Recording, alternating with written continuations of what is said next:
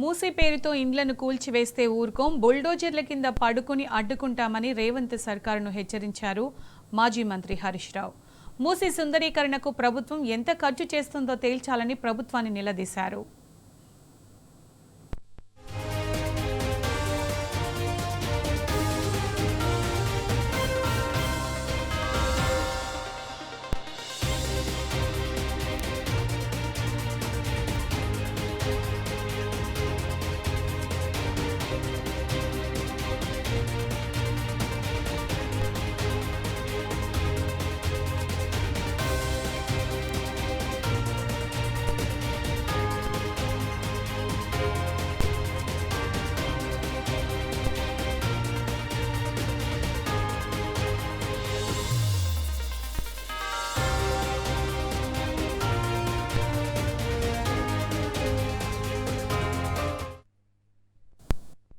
సుందరీకరణ మీద రాష్ట్ర ప్రభుత్వం ఎంత ఖర్చు పెట్టాలనుకుంటుంది? ఒకసారి ముఖ్యమంత్రి గారు 1,00,000 కోట్లు ఖర్చు పెడుతున్నామన్నారు, ఒకసారి 1,50,000 కోట్లు ఖర్చు పెడతామని డిఫరెంట్ టైమ్స్ లో డిఫరెంట్ స్టేట్మెంట్స్ వచ్చాయి. పిల్లల స్కాలర్షిప్లు ఇవ్వమంటే డబ్బులు లేవు, కోసుక తింటారా అంటున్నారు.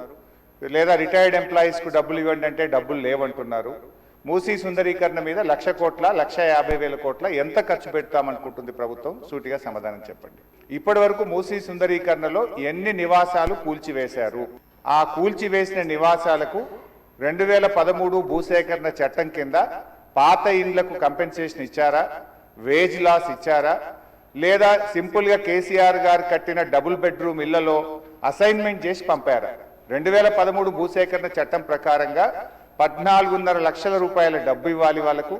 అదేవిధంగా సెలబుల్ రైట్స్ తో కూడినటువంటి 200 గజాల స్థలంలో కట్టిన ఇల్లు ఇవ్వాలి. ఆ రకంగా ఇచ్చారా? ఇవ్వలేదా? ఇస్తే ఎప్పట్లోకి ఇస్తారు? ఎన్ని నివాసాలు కూల్చారు? స్వచ్ఛమైన గోదావరి జలాలను మూసీలో వదులుతామన్నారు, సంతోషం. మరి ఈ 2.5 టీఎంసీల గోదావరి జలాలు ఎక్కడి నుంచి తెస్తున్నారు? గత ప్రభుత్వం కాళేశ్వరంలో భాగంగా నిర్మించిన మల్లన్న సాగర్ నుంచి నీళ్లు మూసీకి తెస్తున్నారా? ఇంకెక్కడి నుంచైనా గాల్లో నుంచి తెస్తున్నారా? సమాధానం చెప్పండి. గత ప్రభుత్వం మూసీలోకి మురికి నీరు రాకుండా ఉండాలని దాదాపు 32 ఎస్టీపీలు కట్టాం. అందులో ఒకటి మన వికారాబాద్ దగ్గర కూడా ఒక ఎస్టీపీ కట్టాం.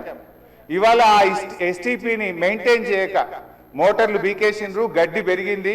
ఆ ఎస్టీపీ ఫంక్షనల్ చేయక వికారాబాద్ మున్సిపాలిటీ మురికి నీరంతా ఈరోజు మనం తాగుతున్న గండిపేట హిమాయత్ సాగర్ లోకి వస్తున్న విషయం ప్రభుత్వం దృష్టికి వచ్చిందా? ఆ ఎస్టీపీని ఎందుకు మెయింటైన్ చేయడం లేదు అని నేను అడుగుతా ఉన్నా. మొన్న వరదలు వచ్చినప్పుడు మూసి గేట్లు ఒకేసారి తెరిచి ఉద్దేశపూర్వకంగా ప్రజల ఇండ్లు మునిగిపోవాలి, రోడ్లు మునిగిపోవాలని ఈ ఉద్దేశపూర్వకంగా గేట్లు ఎత్తి ముంపు గురి చేసిన విషయం ప్రభుత్వం దృష్టికి వచ్చిందా? ఎందుకంటే పైన ఎంత వర్షం పడుతుంది, ఫ్లడ్ ఎంత ఉన్నదో చూసుకొని ముందే గేట్లు కొద్దిగా ఎత్తితే స్లోగా గ్రాడ్యువల్ గా ఫ్లడ్ బయటకు పోతుంది.